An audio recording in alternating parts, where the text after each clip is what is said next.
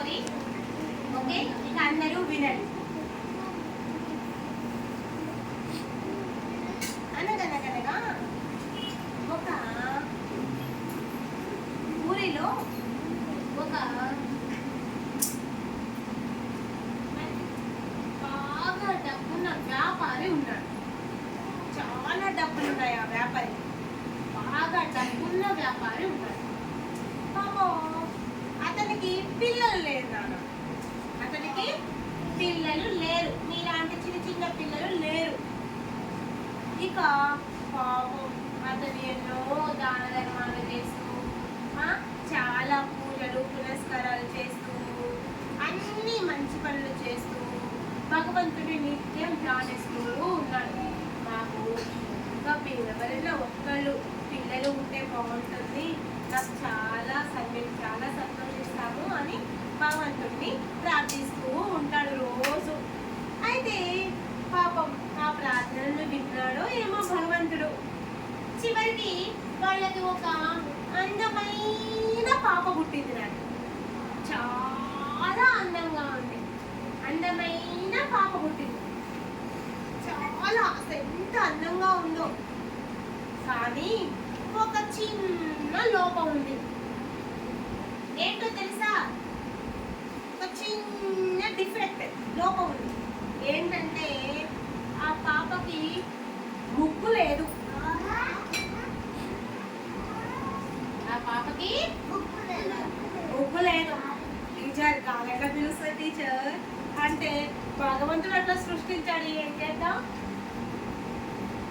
Okay, ముక్కు లేదు పాపం. అయినా పాపం బయటికి వెళ్తే వాళ్ళు వీళ్ళు ఏమైనా అంటారని ఇంట్లోనే ఉంది. మరి ధనవంతుడు కదా, వ్యాపారి ధనవంతుడు కదా, తను ఏం చేస్తాడు?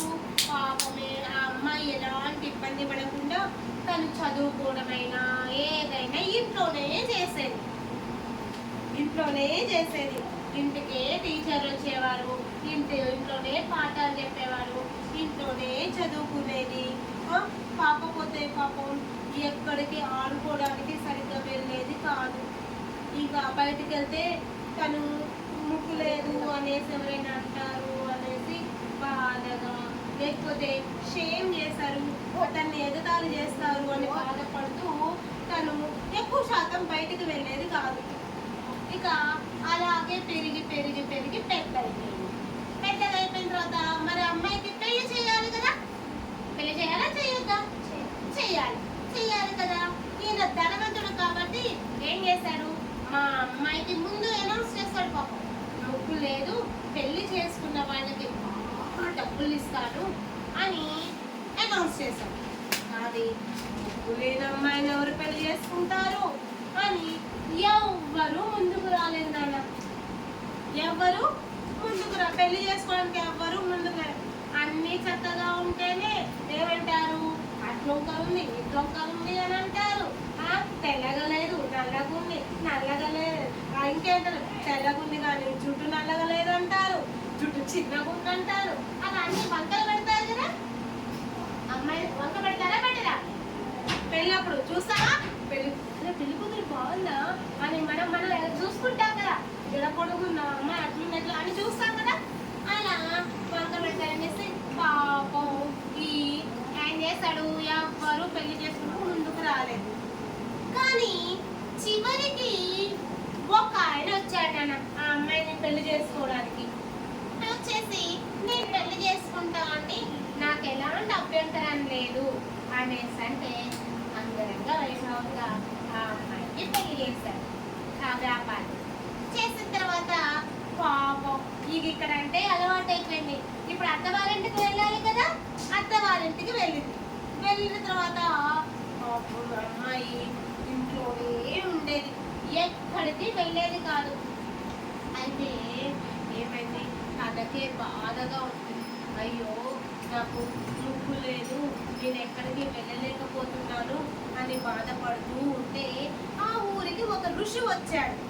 ఒక రోజు ఋషి వస్తే ఇక ఆ అమ్మాయి ఇట్లా ముక్కు కోసుకొని ఋషి దగ్గరికి వెళ్ళి, ఋషి గారు అయ్యా తండ్రి మీకు నమస్కారము, నాకు ఇది పరిస్థితి, నాకు ముక్కు లేదు, ఈ ముక్కు వచ్చే టైంలో ఉపాయం ఏదో ఒకటి చెప్పండి అనేసి అన్నది.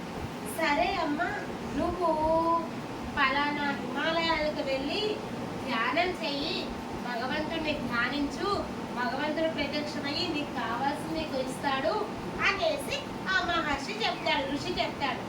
సరే అని ఈమె ఏం చేసింది, హిమాలయాలకు వెళ్ళింది. వెళ్ళేసి భగవంతుడిని ధ్యానిస్తూ ఉంది. ఇక ఆమె పూజ ఫలించి భగవంతుడు మెచ్చి ఆమె ఎలా చాలా ఎంత హార్డ్ వర్క్ తోటి చాలా కఠినంగా ధ్యానం చేస్తూ ఉంది. ఎన్ని కష్టాలను ఎదుర్కొని ధ్యానం చేస్తే భగవంతుడు ఆమె ధ్యానానికి మెచ్చి ఏం చేశాడు, ప్రత్యక్షమైతే ఏ అమ్మా ఏం కావాలమ్మా, నువ్వెందుకు నన్ను నా కోసం ప్రార్థించావు, నీకేం కావాలి అని అడిగితే ఏం కావాలని కోరుకుంటుంది నాన్న, ఏం కావాలని కోరుకుంటుంది, బుక్ కావాలని కోరుకుంటుందా? అరే భగవంతుడి ప్రత్యక్షమై నీకేం కావాలని అంటే మీరేం కోరుకుంటారా?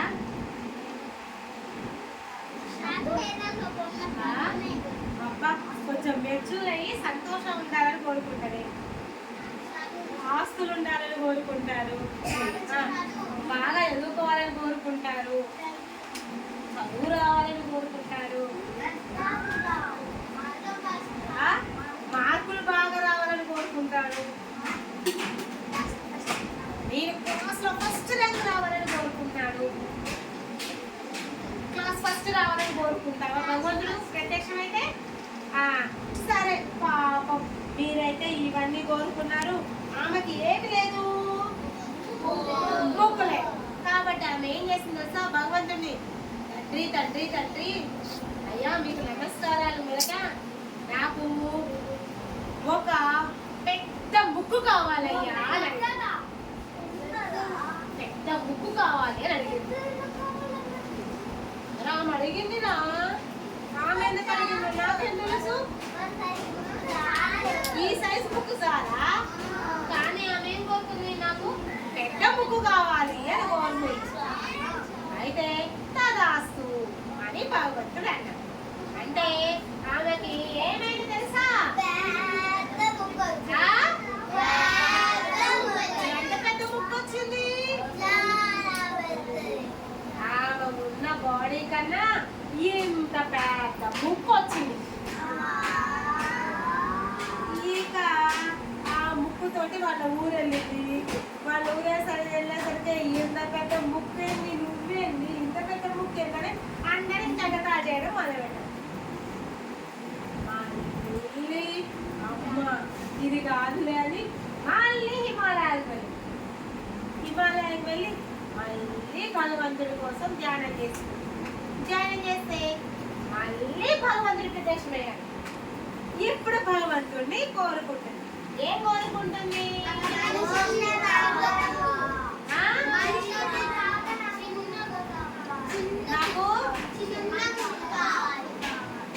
ఏమైంది నాన్న, చిన్న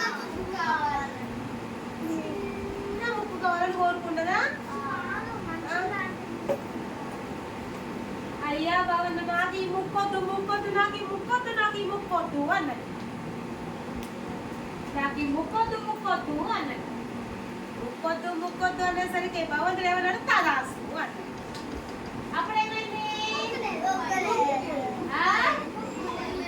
ముక్కు లేకుండా పోయి మళ్ళీ భగవంతుడు ధ్యానం చేసి అయ్యా నా చేతిలో వేసి మామూలుగా ముక్కి అంటే అయిపోయింది, నీకు ఛాన్స్ అయిపోయింది, ఆల్రెడీ 2 సార్లు ప్రత్యక్షమయ్యాను, ఇంకెప్పుడు నేను ప్రత్యక్షం అవ్వను, నీ ఛాన్స్లు అయిపోయాయి అని భగవంతుడు వెళ్ళిపోయాడు. ఆమె చేసేది లేక తిరిగి మళ్ళీ ఇంటికి వెళ్ళిపోయింది. దీంతో మీకు ఏం అర్థమైందిరా, ఉన్నదాంతో సరిపెట్టుకోవాలి. మరి అసలు లేదుగా మరేం చేయాలి, మనము భగవంతుణ్ణి భగవంతుడు అనేదాకనా ఎవరినైనా ఏదైనా అడిగేటప్పుడు ఒక్కసారి ఆలోచించండి. ఆలోచించే మనము ఏదైనా చేయాలి. మూర్ఖంగా ఏంటి ఏదో ఆ టైంకి ఏది గుర్తొస్తే అది చేయడం తప్పు నాన్న. ఏది చేసినా, ఏది మాట్లాడినా, ఏ పని చేసినా, ఏదైనా మాట్లాడుతున్నా ఒక్కసారి ఆలోచించి చేయండి. ఆలోచించి మాట్లాడండి. ఆలోచించి పని చేయండి. అలా ఆలోచించకపోతే చాలా పెద్ద అనర్థాలు జరుగుతాయి. కాబట్టి కష్టాల పాలవుతాము. ఏది చేసినా ఆలోచించి చేయండి. ఏది మాట్లాడినా ఆలోచించి మాట్లాడండి. ఎవరిని తిట్టవద్దు, ఎవరిని దూషించవద్దు. మన తప్పుని ఎవరిని దూషించవద్దు. ఓకేనా? ఇది చిన్న స్టోరీ. ఏది చేసినా